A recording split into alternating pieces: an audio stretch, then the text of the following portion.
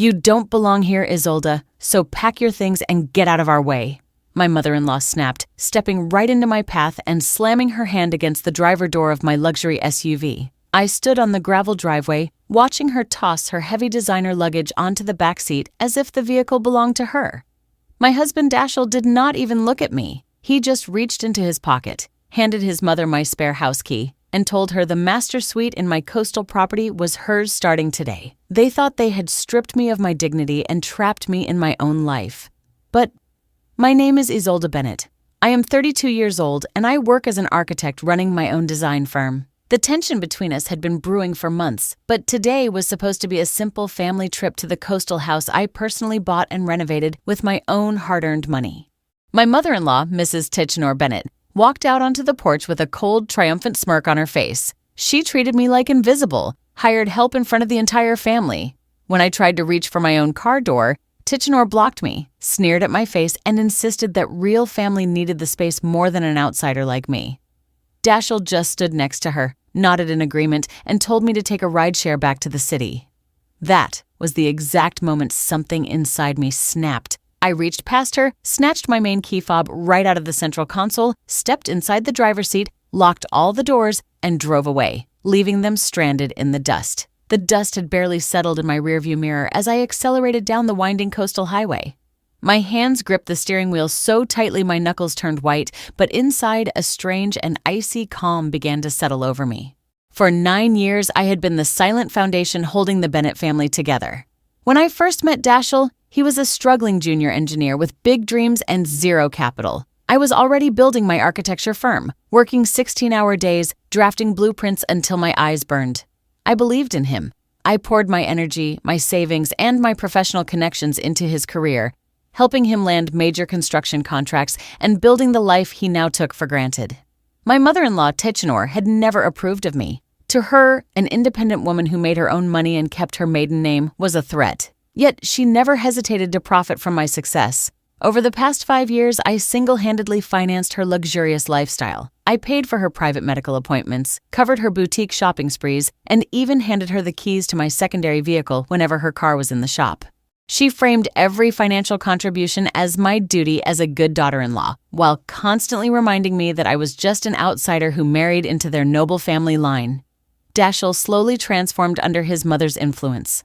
The sweet, ambitious man I married started adopting her entitlement. Whenever I brought up my exhaustion from managing both my firm and our household, Dashiell would dismiss me with a cold wave of his hand, telling me I was being overly dramatic and emotional.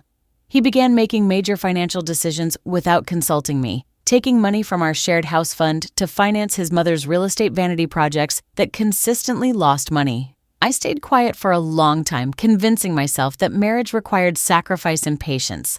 The tipping point came 3 weeks ago, during my mother-in-law's 62nd birthday dinner. I had spent $8,000 catering the event at an high-end seafood restaurant, organizing every single detail while recovering from a severe bout of pneumonia.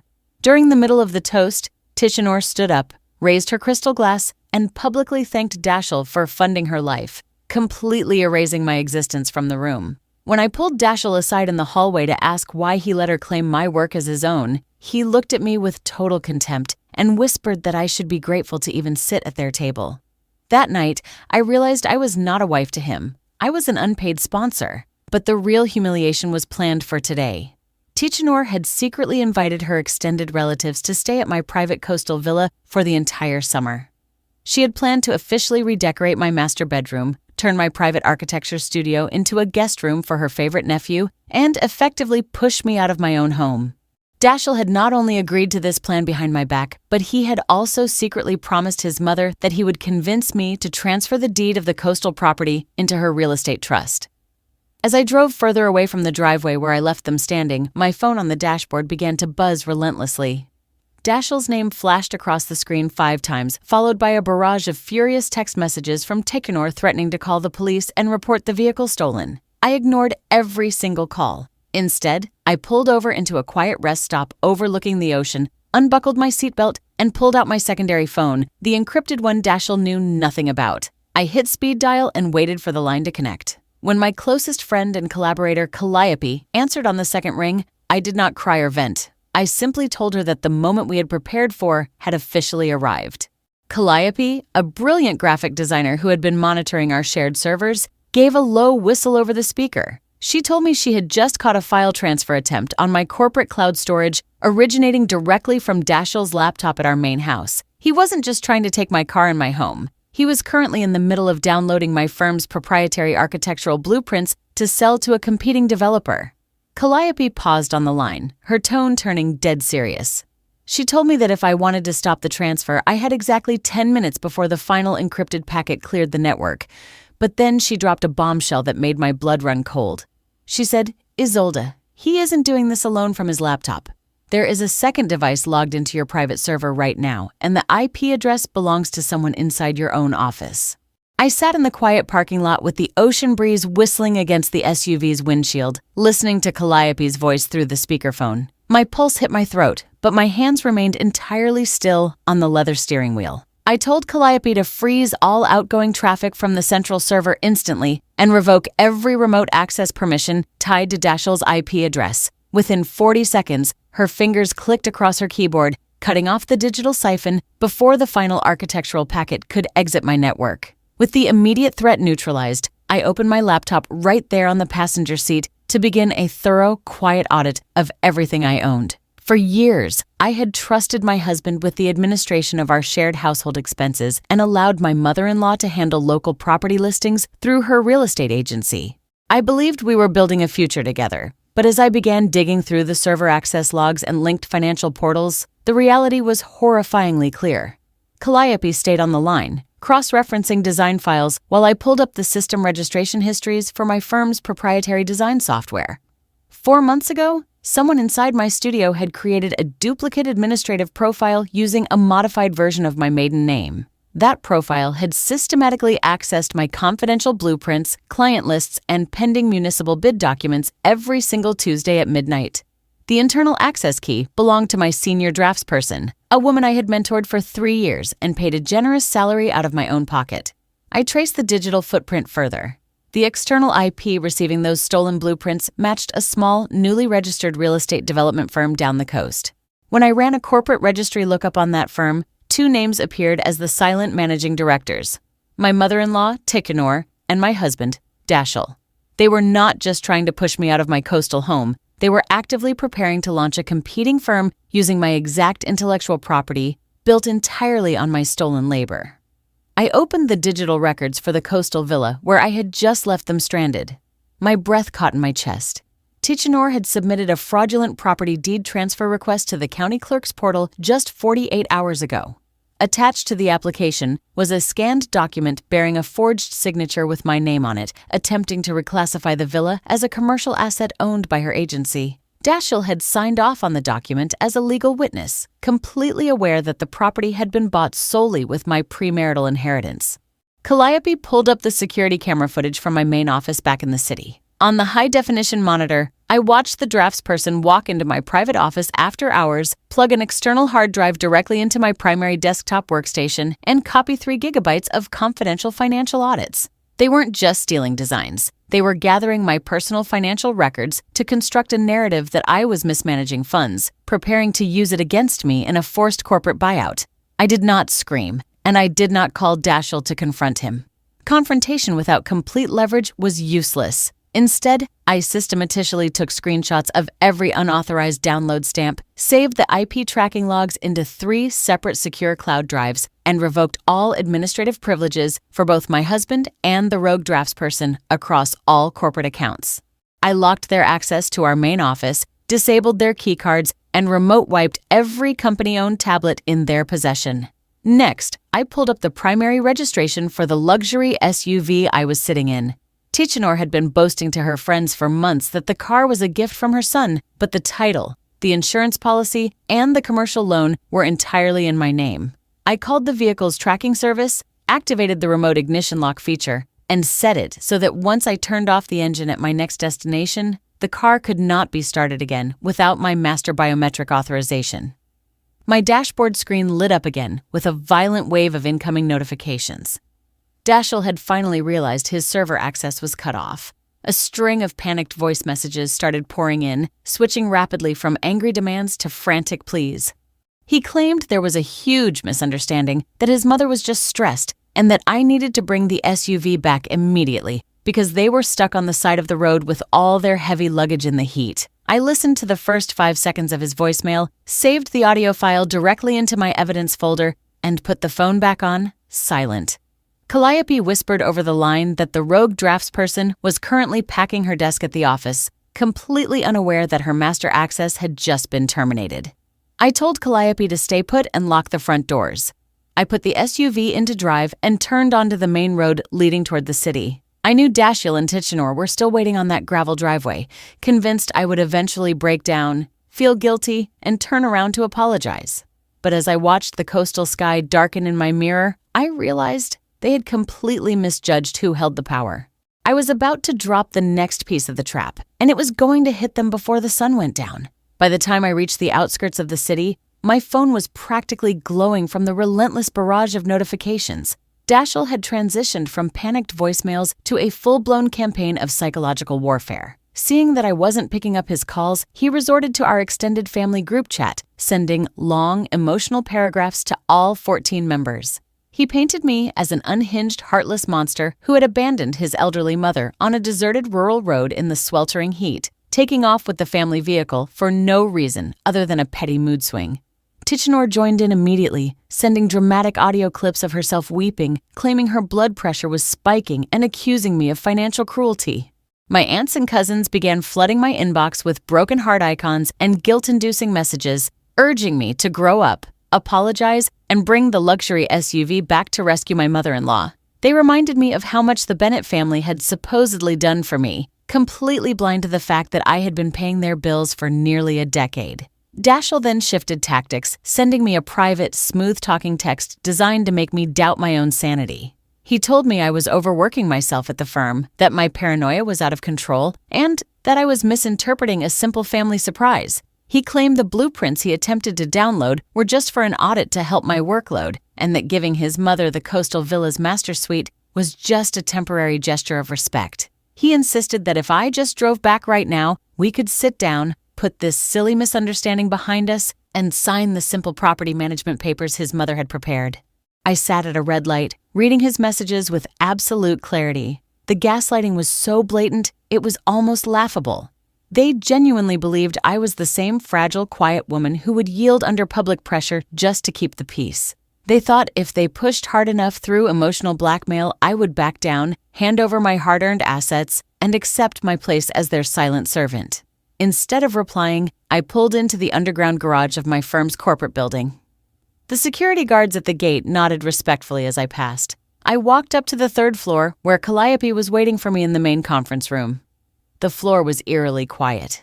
The rogue draftsperson had already packed her personal desk and rushed out an hour ago after her access badge failed at the main doors, leaving behind a trails of half-shredded notes on her workstation. Calliope handed me an updated digital log. Dashiell had been trying to use his secondary credit card, the one linked to my corporate line, to hire an emergency private chauffeur from the coastal town back to the city. The transaction had been instantly declined because I had frozen all secondary cards 30 minutes prior.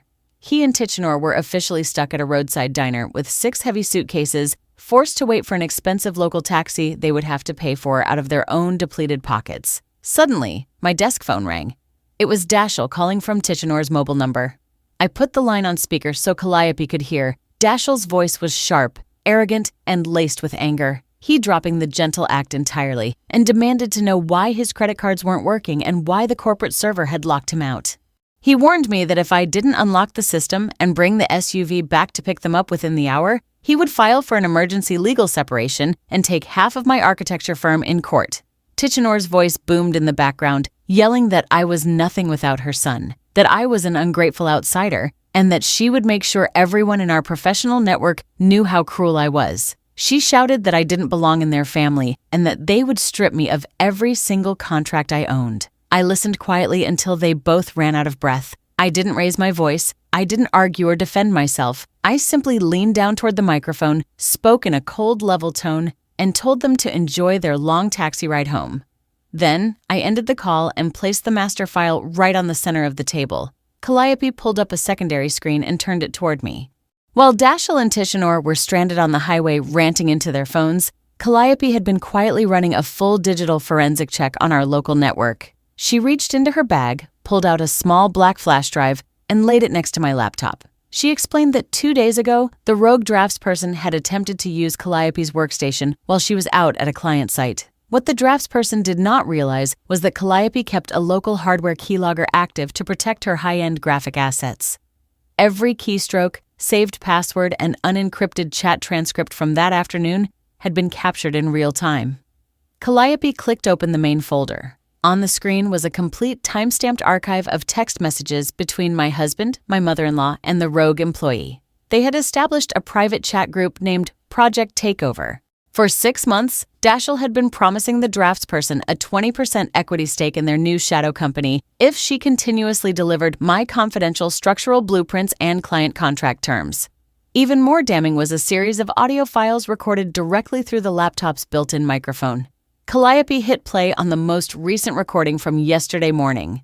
Tichenor's loud, unmistakable voice filled the room, clearly laying out the full plan. She told Dashiell that once they locked down the Coastal Villa's fake title transfer, they would use the forged business debt documents to force me into signing over my firm's core IP, claiming I was mentally unfit to run the business. Dashiell's voice followed immediately, laughing as he agreed that I was too naive and trusting to ever suspect a thing. This was the absolute smoking gun. It wasn't just petty family drama or a dispute over a luxury car, it was documented corporate theft, wire fraud, and conspiracy to commit forgery. Calliope looked at me with a sharp grin.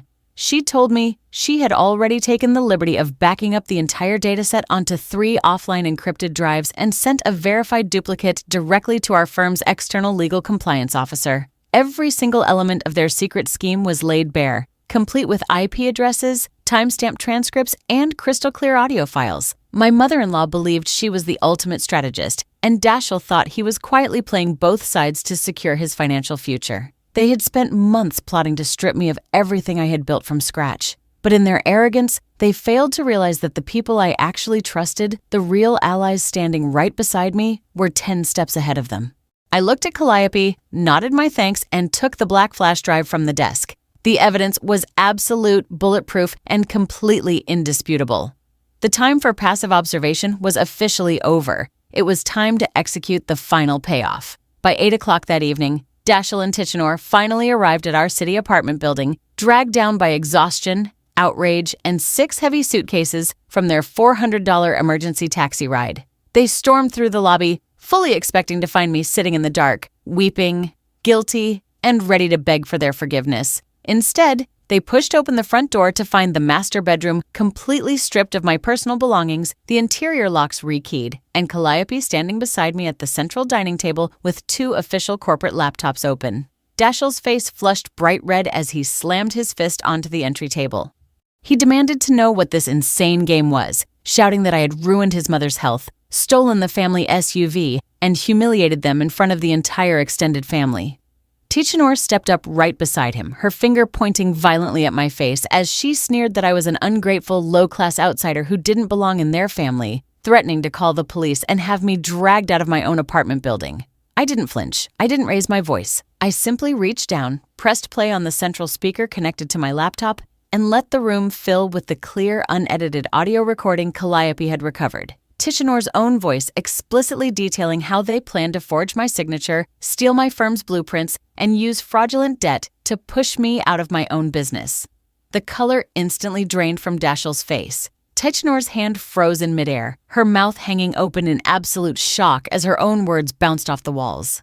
Before either of them could utter a single word of damage control, I laid 3 printed binding documents onto the glass table, an immediate notice of corporate termination for Dashiell, a legal revocation of all power of attorney forms, and a formal notification that the vehicle tracking system on the SUV had permanently locked them out. If you were in my shoes, would you grant a spouse one last chance to explain themselves, or would you cut all ties instantly without looking back? I looked Dashiell dead in the eye and told him his key card to my architecture firm had been permanently deactivated, his secondary credit lines closed, and his name removed from every client account.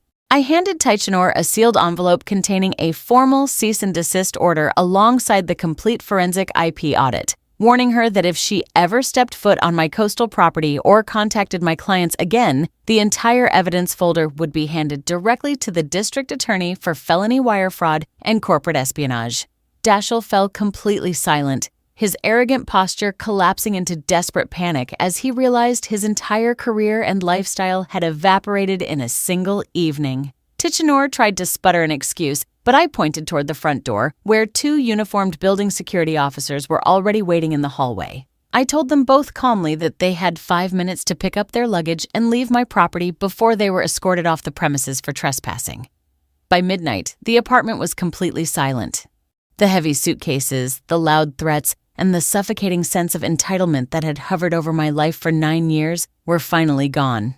I sat on my balcony, holding a warm cup of coffee, watching the city lights stretch out into the distance. For the first time in almost a decade, I felt an overwhelming sense of quiet and genuine peace.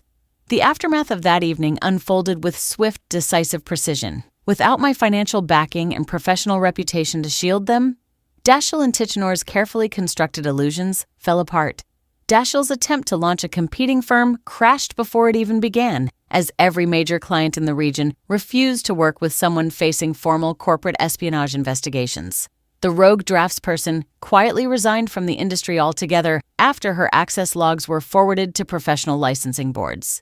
Tichenor was forced to sell her agency's main office space at a heavy discount just to cover her mounting personal debts and legal retainers. The coastal villa remained exactly what it was meant to be. My private sanctuary, completely protected under a secured trust that no amount of manipulative family pressure could ever touch. Dashiell eventually moved into a small rented studio apartment, living off a modest junior salary and paying off the debts his mother had accumulated under his name. They thought they could treat me like an outsider in my own life, taking my generosity for granted while quietly planning my downfall. But they severely underestimated the strength of a woman who built her own foundation brick by brick. When you spend years carrying the heavy load for people who only value you for what you provide, the moment you set that burden down is the moment you reclaim your freedom. True strength isn't about yelling, making dramatic scenes, or engaging in endless arguments. It is about quietly gathering your boundaries, protecting what you have built with your own hands, and walking away when respect is no longer served at the table. If someone ever tells you that you don't belong in a space that you paid for, built, and maintained, don't waste your energy trying to convince them. Simply hand them the bill, reclaim your keys, and drive away.